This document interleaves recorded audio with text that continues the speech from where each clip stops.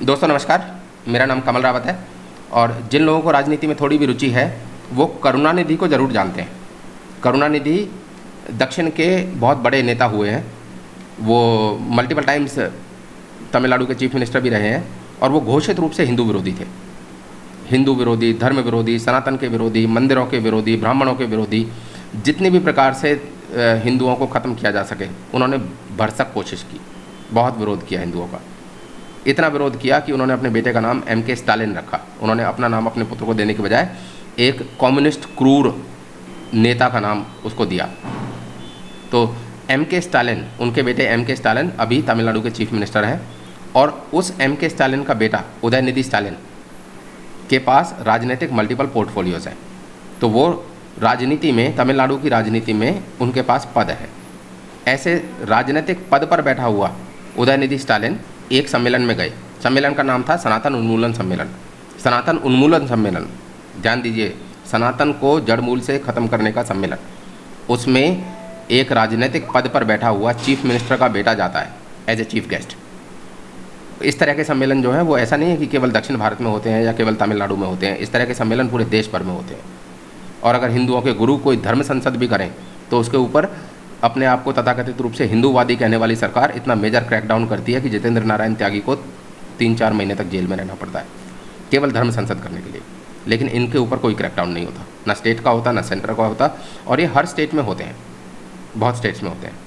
तो उदयनिधि स्टालिन जो तमिलनाडु के चीफ मिनिस्टर हैं, उनके बेटे उदयनिधि स्टालिन इस सनातन उन्मूलन सम्मेलन में गए और उन्होंने वहाँ पर जाकर हिंदुओं के विरोध में जहर उगला। ये कोई नई बात नहीं है, उनके दादा, उनके बाप और वो खुद ये जहर उगलते आ रहे हैं। और उन्होंने कहा कि कुछ चीज़ों का विरोध नहीं किया जा सकता, उनको ख़त्म ही करना पड़ेगा। ये सनातन के विषय में बोल रहे हैं कि सनातन को ख़त्म ही करना पड़ेगा। हम डेंगू, मच्छर या मलेरिया का विरोध नहीं कर सकते, उसको ख़त्म ही करना पड़ेगा। हम उसे ख़त्म कर ही रहेंगे, ऐसा कुछ उन्होंने बोला। ये सामाजिक न्याय और समानता के विरोध में है, ऐसा उन्होंने सनातन के विरोध में बोला। हैदराबाद के प्रसिद्ध मंदिर चिलकुर बालाजी के महंत जो हैं रंगाराजन स्वामी, जो हैदराबाद में हमारे एकम सनातन भारत दल के इवेंट में भी गेस्ट ऑफ ऑनर थे, उन्होंने प्रतिक्रिया देते हुए बोला है कि उन्होंने इंग्लिश में बोला है, तो मैं पहले इंग्लिश में पढ़ दूँ फिर उसका हिंदी अनुवाद कर दूंगा। उन्होंने बोला है, Sanatan Dharma has seen lakhs of people like them and has stood the test of time. Sanatan Dharma ने उनके जैसे लाखों लोगों को देखा है और ये समय की कसौटी पर खरा उतरा है। It has seen the worst of invasion in the country.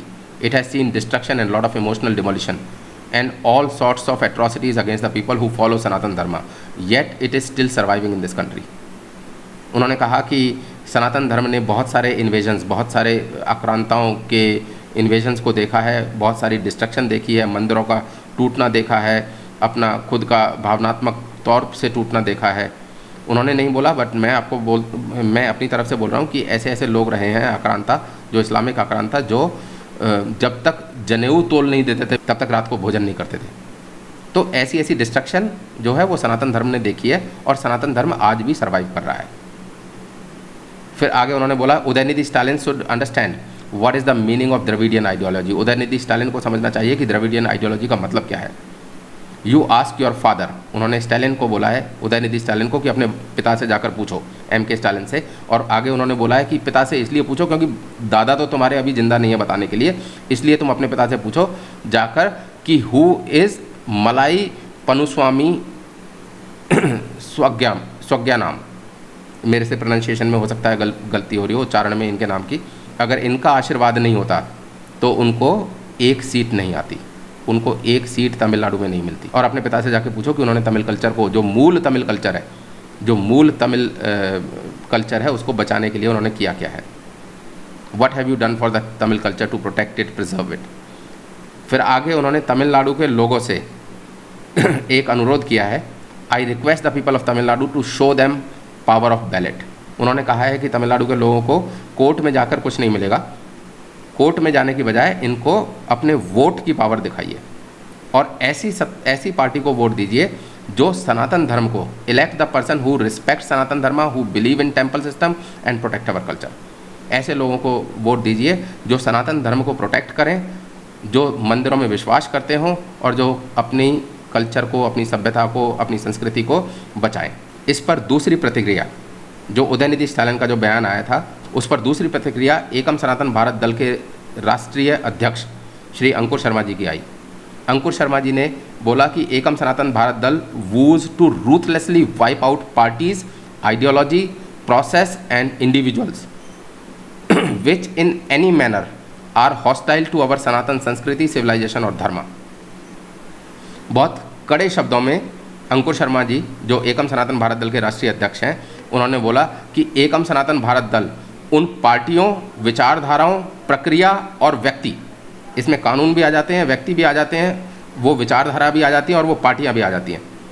तो एकम सनातन भारत दल उन पार्टियों, विचारधाराओं, प्रक्रियाओं और व्यक्तियों को बेरहमी से मिटाने का संकल्प लेता है जो किसी भी तरह से हमारे सनातन संस्कृति, सभ्यता या धर्म के प्रति शत्रु भाव रखते हैं।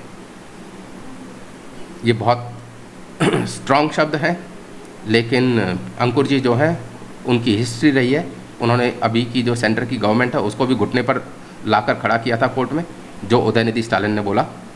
हालांकि उनसे उन्होंने जो बोला है, बाकी पार्टियां भले ही बोल ना रही हों, लेकिन बाकी पार्टियां के कर्म वैसे ही है। बीजेपी अगर यहाँ पे शिवलिंग को फव्वारा बना देती है दिल्ली में, तो वो भी उतना ही घृणित कर्म है। आप सभी से मेरा अनुरोध है, जिस तरह से स्वामी रंगाराजन जी ने बोला कि अपने वोट के महत्व को पहचानिए और पार्टी पॉलिटिक्स के पीछे मत पड़िए, सनातनियों के अपने मुद्दों को पहचानिए। हमारे मुद्दे, अगर हम अपने मुद्दों के साथ रहेंगे तो उन मुद्दों को पूरा करने वाली पार्टियों का गठन हम खुद कर लेंगे। सनातनियों में इतनी क्षमता है कि अपने मुद्दों को पूरा करवाने के लिए वो पॉलिटिकल पार्टियों का निर्माण कर सकें। तो किसी भी पॉलिटिकल पार्टी के पीछे मत पड़िए, अपने मुद्दों को पकड़ के रखिए और पॉलिटिकल पार्टियां इस तरह की अपने आप बन जाएंगी। धन्यवाद।